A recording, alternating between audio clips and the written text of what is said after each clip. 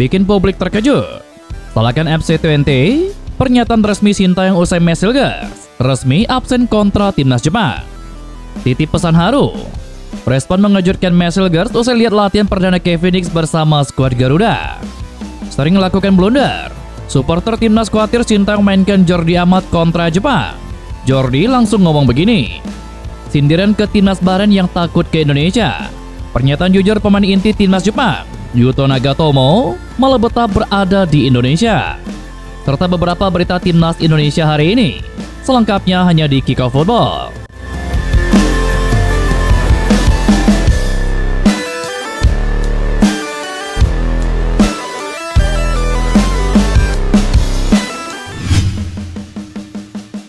Pelatih timnas Indonesia Sintayong buka-bukaan. Ia menyatakan FC20 yang tidak melepas Match Hilgers ke timnya. Hilgers sempat menjadi polemik. Pasalnya ia dikabarkan mengalami cedera hamstring sehingga terancam absen membela timnas Indonesia, namun malah bermain dengan FC20.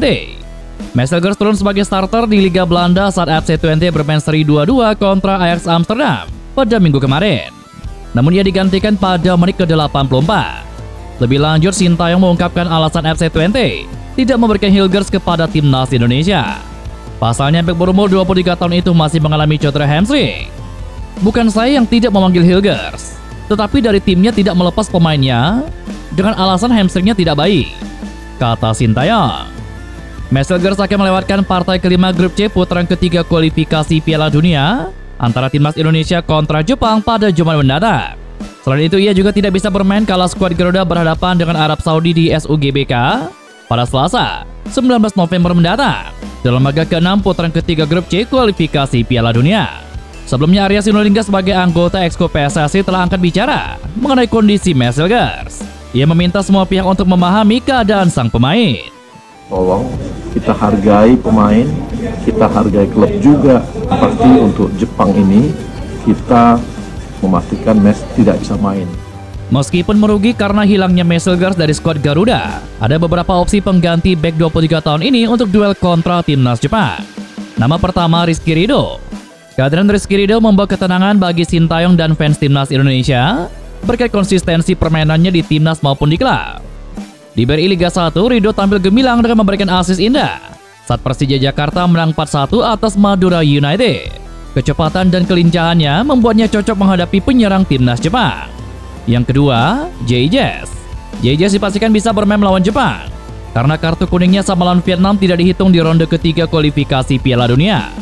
Jay-Jazz sering dipercaya menjadi kapten timnas. Dengan absennya Asnawi Mangku Alam, ia diprediksi akan memimpin tim melawan timnas Jepang.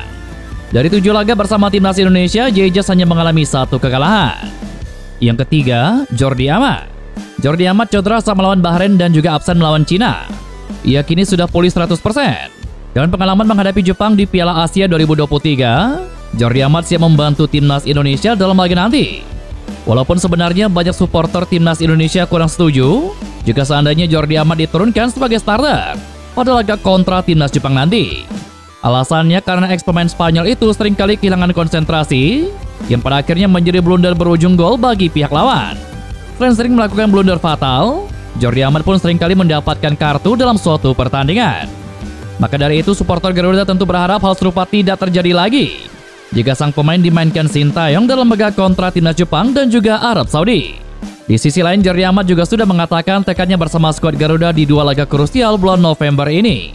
Dirinya dan tim Garuda akan kerahkan 100% kemampuan untuk bisa meraih target poin maksimal agar peluang skuad Garuda untuk lolos ke Piala Dunia semakin besar. Terakhir, ada nama Kevin Dix.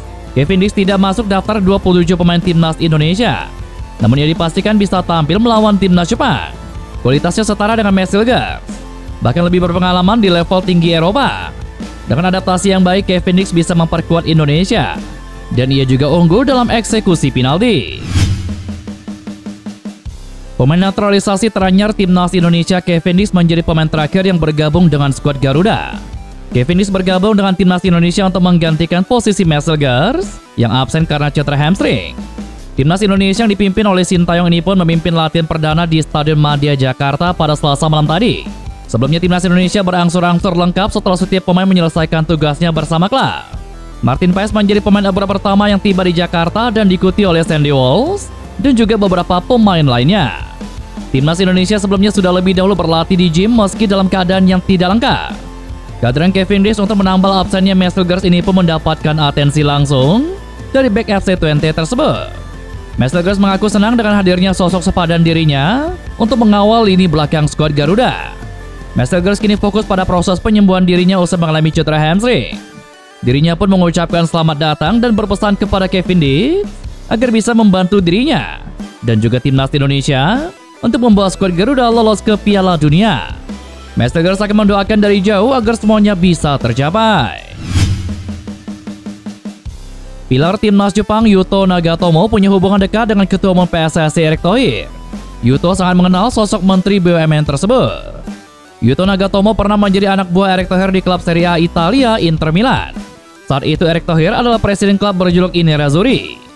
Erick Thohir sendiri pernah menghebohkan sepak bola dunia lantaran menjadi presiden Inter Milan selama 5 tahun. Tepatnya dari tahun 2013 sampai 2018. Nagatomo mengaku saat berada di Jakarta belum menghubungi Erick Thohir. Jika ada kesempatan, dia ingin berjumpa dengan dirinya. Pemain berusia 38 tahun itu mengetahui Erick Thohir saat ini sangat sibuk karena menjadi orang penting saat ini di Indonesia. Pemain yang kini memperkuat klub Liga Jepang FC Tokyo itu sangat senang berada di Indonesia. Dia dan pemain lainnya merasa nyaman berada di Jakarta. Menurutnya masyarakat Indonesia sangat ramah dan selalu menyapa mereka. Menghadapi Indonesia di Jakarta akan menjadi tantangan Nagatomo dan kolega. Dia sadar pendukung skuad Garuda sangat fanatik apalagi saat ini tim asuhan Sintayong dalam performa yang bagus.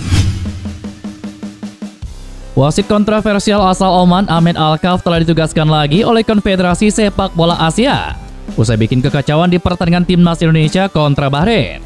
Skuad Garuda akan menghadapi Jepang dan Arab Saudi di kualifikasi Piala Dunia bulan November ini. Timnas Indonesia wajib meraih poin demi menjaga asa untuk lolos ke putaran keempat kualifikasi Piala Dunia. Sebab skuad Garuda ditahan dengan skor 2-2 oleh Bahrain dan kalah 1-2 dari Cina pada bulan Oktober lalu. Laga kontra Bahrain menjadi jauh lebih menyesakan karena kemenangan 2-1 yang ada di tangan sirna oleh gol telak pada menit ke-99. Itu melewati 3 menit dari waktu yang ditetapkan oleh wasit keempat, yang mana laga seharusnya berakhir pada menit ke-96. Kepemimpinan Ahmed Alkaf selaku pengadil untuk laga tersebut menyebabkan timnas Indonesia merugi. Sempat beredar kabar pada bulan Oktober lalu bahwa Alkaf dipanggil oleh AFC menurut klaim dari netizen Timur Tengah, Nahar Kunais. Namun demikian pada Selasa malam tadi media Arab Saudi atas nama Football_Levi menyebutkan bahwa Ahmed Alkaf kembali bertugas. Dalam cuitannya dituliskan wasit asal Oman itu ditunjuk untuk memimpin laga UEA kontra Kyrgyzstan pada Kamis depan. Itu merupakan pertandingan kualifikasi Piala Dunia 2026, zona Asia lainnya yang diselenggarakan di bawah AFC. Penyerang timnas Indonesia Ragnar Oratmangun belak-belakan sedang merayu sosok striker yang bermain di Liga Belanda untuk bergabung dengan skuad Garuda. Posisi striker di timnas Indonesia saat ini memang belum bisa memuaskan Sintayong. Beberapa kali dia mengeluh belum klinisnya lini serang. Di kompetisi Liga 1 belum ada striker yang benar-benar bisa diandalkan timnas Indonesia untuk mendulang gol di setiap pertandingan. Ramadan Sananta dan Dimas Raja yang dianggap sebagai striker terbaik Indonesia saat ini pun dianggap belum memuaskan. Ragnar Oratmangun dan Rafael Struijk pun yang diharapkan bisa menjadi mesin gol sejauh ini belum memenuhi keinginan Sintayong. PSSI pun mencoba menyelesaikan masalah itu dengan mencari pemain-pemain keturunan berposisikan striker, tetapi sampai saat ini belum berhasil. Terbaru skuad Garuda bahkan kedatangan pemain naturalisasi yang lagi-lagi berposisikan sebagai bek, yakni Kevin Diggs. Terkait permasalahan ini, Ragnar Oratmangun pun menyebut bahwa PSSI sedang kesulitan untuk mencari striker, termasuk di Eropa. Demi membantu timnas Indonesia, penyerang FC Dender ini pun mencoba merayu salah satu striker Liga Belanda yang kini bermain untuk FC Utrecht, yakni Oliver Rummenigge. Dia mengetahui mengenal Oliver Rummenigge dan mengetahui kualitas yang dimiliki oleh striker berusia 24 tahun tersebut. Pemain berusia 26 tahun ini pun mengaku berbicara dengan Oliver Rummenigge agar mau membela timnas Indonesia. Akan tetapi Ragnar Oratmangun menyebut bahwa Oliver Rummenigge masih berpikir untuk membuat keputusan penting di karir sepak bolanya. Namun Ragnar Oratmangun tidak mau memberikan paksaan kepada Oliver Rummenigge untuk segera membuat keputusan.